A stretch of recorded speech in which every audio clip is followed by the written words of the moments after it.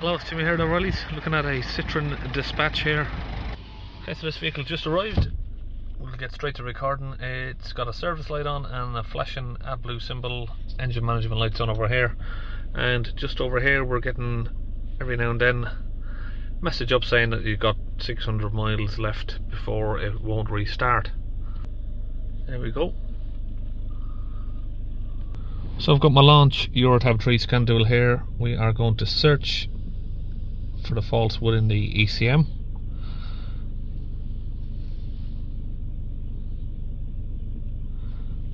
Read the fault codes. We've got a U059E, Nox Sensor richness, heating of the Nox Sensor time too long. Let's go to data stream for that. What have we got? Let's just press all of these. Authorization of the urea, yes. So the vehicle's just arrived, so obviously the temperature is nice and hot. Literally just pulled up. Nox sensor 200 ppm's too high. Denox, this one is 0. And volume of urea 6 litres. There's plenty, yeah, there's enough in there, but yeah. When you're usually resetting these faults, I like to have at least 10 litres in the Adblue tank. I think some vehicles can get a little bit fussy when you get a little bit low on the Adblue. I know the Land Rovers, if you've got under 6 litres, it won't reset the fault code. Coolant temperature looks a little bit high than usual for these vans, but we'll leave it at that. So we've got 200 ppm's in the Nox sensor. Code search, let's go to database for that code, see what that gives us on here.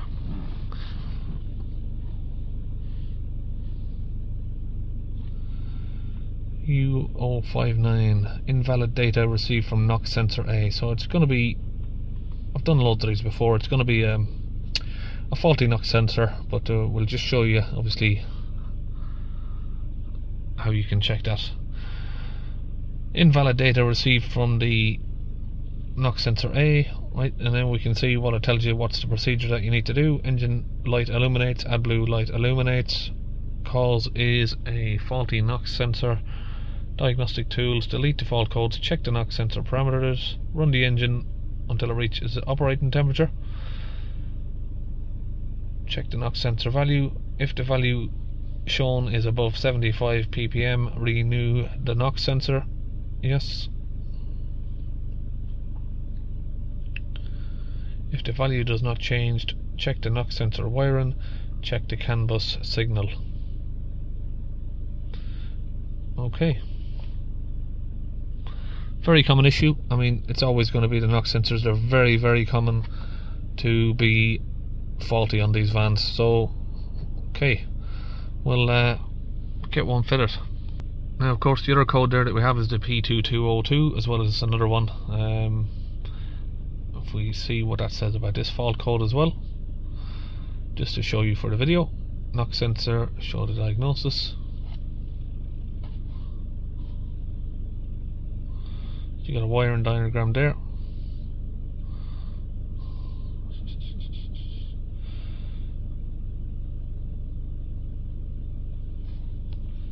So you can check that pin 1 is between 12 and 14 volts. Turn the ignition on.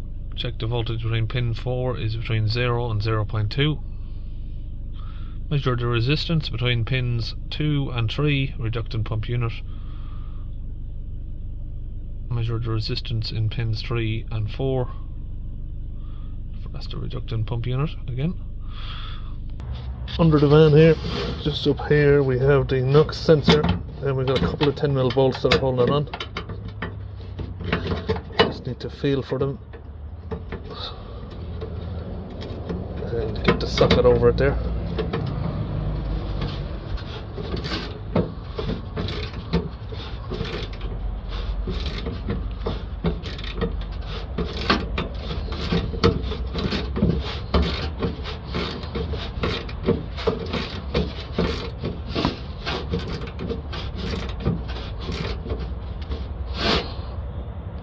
Okay, now we've got those bolts out, we've removed the plug.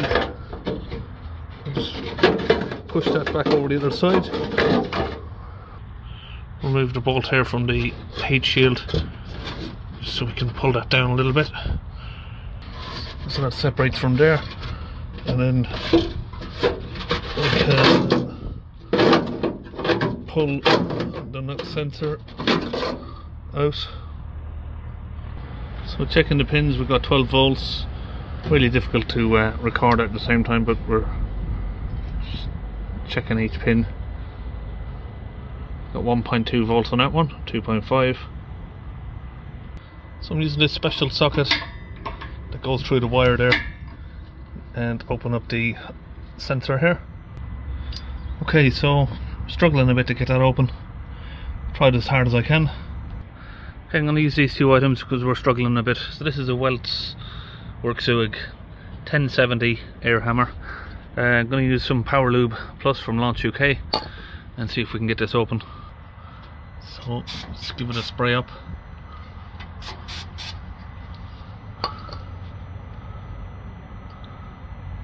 So now what I'm going to do is I'm going to hit the base of where the sensor is bolted in here, just to try and shock it loose.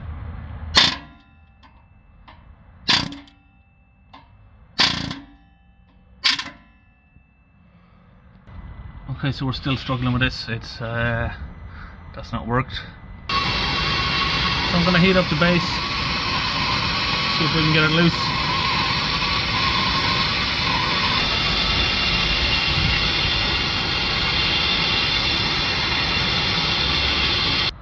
Okay, so that's still not worked. You can see there, even with the special tool, starting to round off the bolt.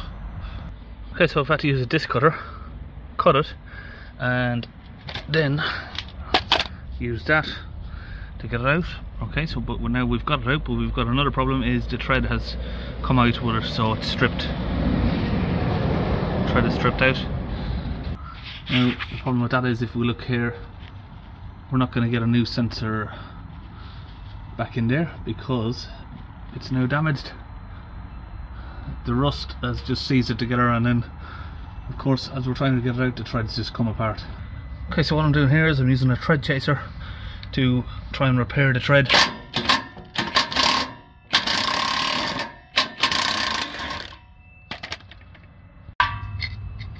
Just put the new sensor back in. Seem to have fixed the thread perfectly there. Okay, now the Nox sensor is fitted back on, we're back in the vehicle. We're going to go to special functions, replacement parts, emissions, replacement of Nox sensor, there we are. Switch off the ignition and then wait for 30 seconds, we'll do that. Okay, now that's successful. What we can do now is go back, clear the fault,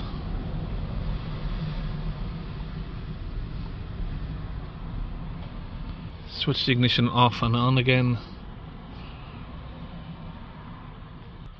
Okay, that's complete. So just confirm all of the codes are gone, and we'll come back to the data stream. We're going to go to Denox system 2, I think. Engine speed, let's just select all of those. Now we can start the vehicle up.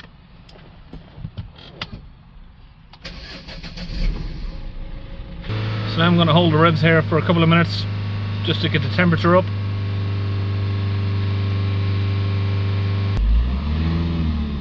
So just having a look on live data. If we accelerate it up and down,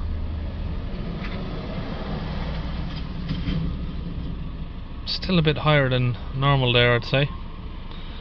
Let's come back out of there. We've got sort of 96 particles per Denox system 1. Let's have a look here.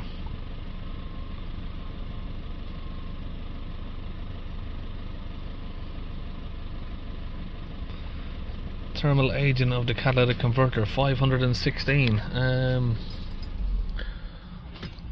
I can't remember, but I was pretty sure these only go from sort of 0 to 100. Let's go back and try and do some more special functions. Just do a replacement part of the Denox catalytic converter. Let's see what that does.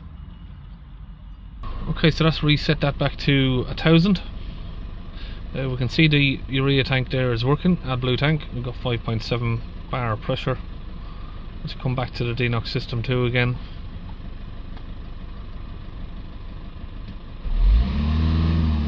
Just give it a few revs up and down.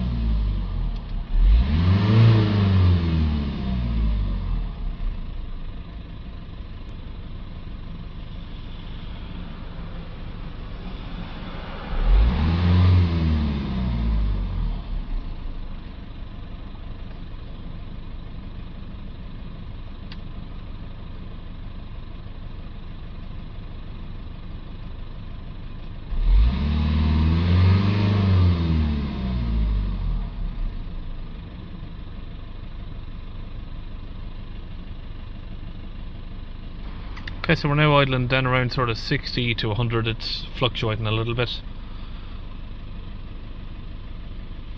Okay, so back out of there, if we come to the ECM, we can see we've got no DTCs there. So we're going to leave it at that. I mean, the ppm on the Denox system seems a little bit high to me, but we're just going to let the customer drive it around now and see how that goes. If it's not reducing the NOx, of course it may need a new catalyst, but all seems well so far anyway. So that's it, I'll see you on the next video.